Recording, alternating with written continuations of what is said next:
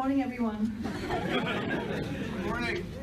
Beautiful morning. Really good morning. Looks like our movement has won.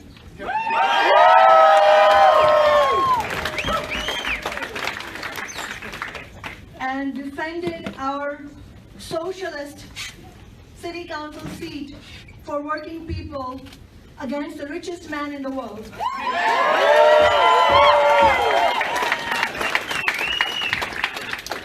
Though there are still some ballots to be counted. That's right.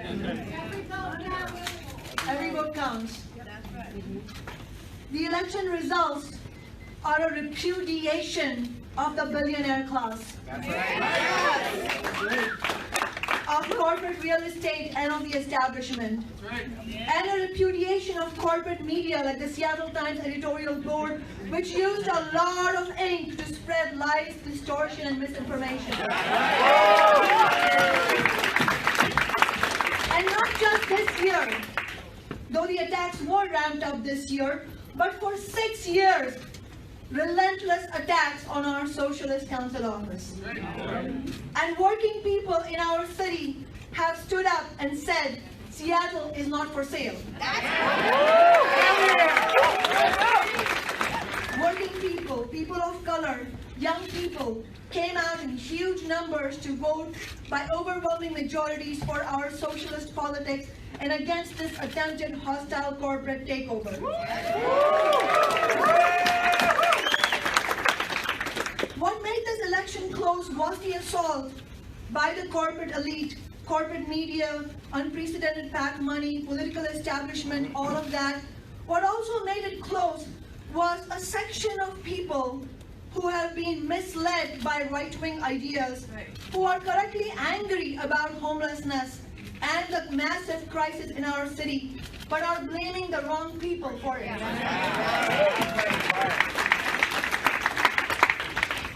We know that they are wrong about demonizing homeless people and the poor. I urge these people to reject the false right-wing ideas and join our movement for the only ideas that will change society, for rent control, for a massive expansion of social housing and services by taxing big business.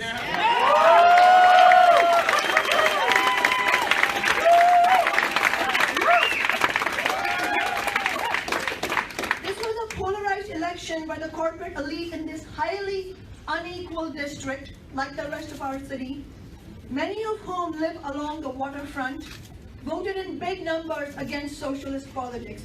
Although, it should be mentioned, we had strong supporters in every neighborhood who have joined us in standing up against the attempt to turn Seattle into a playground for the rich, who stood with us for social justice, against the deep inequality in our city, and against the attack on our democracy. I'd like to introduce the media to our secret weapon, though of course we've never really kept it secret. This is our movement. The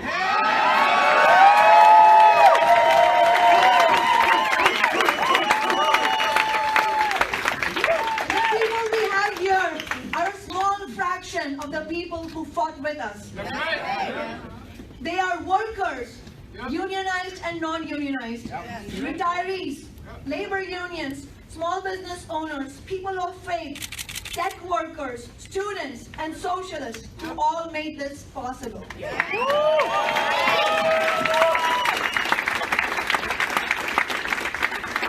We had an incredible campaign team and over 1,000 volunteers who committed days, weeks, and months of their lives because they believed in this. That's right.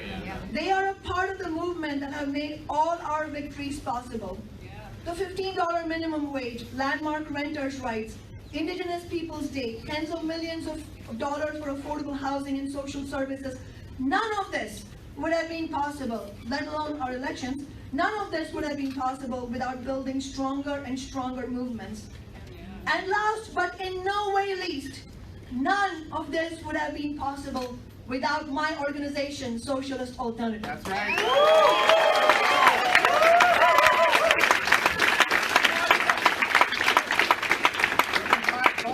Socialist Alternative has been the absolute backbone of our movement in Seattle.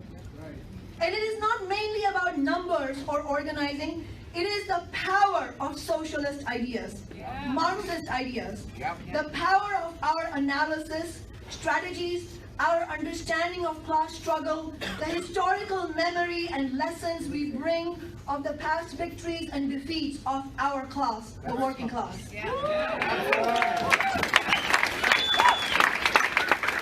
The great American abolitionist Frederick Douglass said, "If there is no struggle, there is no progress. Power concedes nothing without a demand. It never did and it never will."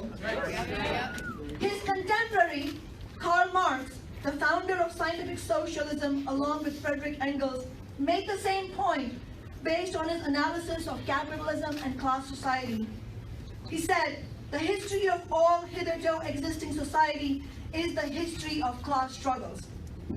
This re-election campaign, where we faced the full might of the billionaire class, determined to stamp out working class politics in Seattle, was not mainly a matter of ideology though, and it never is. The billionaires were determined to stop further progressive victories for workers and marginalized communities, and, let's make no mistake, wanting to roll back our past victories.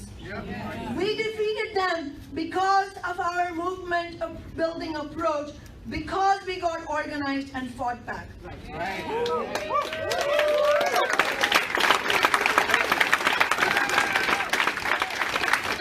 And contrary to many political pundits who think that maybe it's a good idea that I was re-elected, but they need to cure me of the new movement building approach, the movement has been what has got us this far. Now we go forward to building an even more powerful movement for rent control.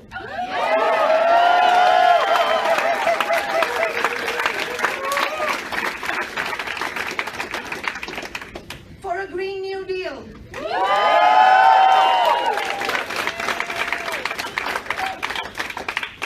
And to tax big businesses and the rich instead of ordinary working people.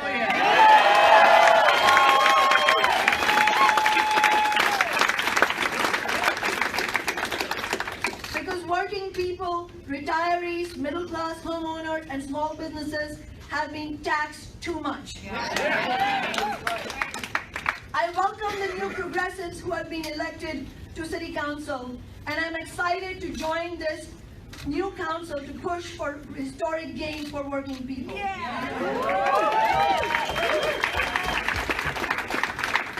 Our re-election, most of all, but also the overall City Council election results were as close of a referendum on the Amazon tax as possible. I look forward to working with this new progressive council to urgently pass a strong tax on the largest businesses in the city like Amazon.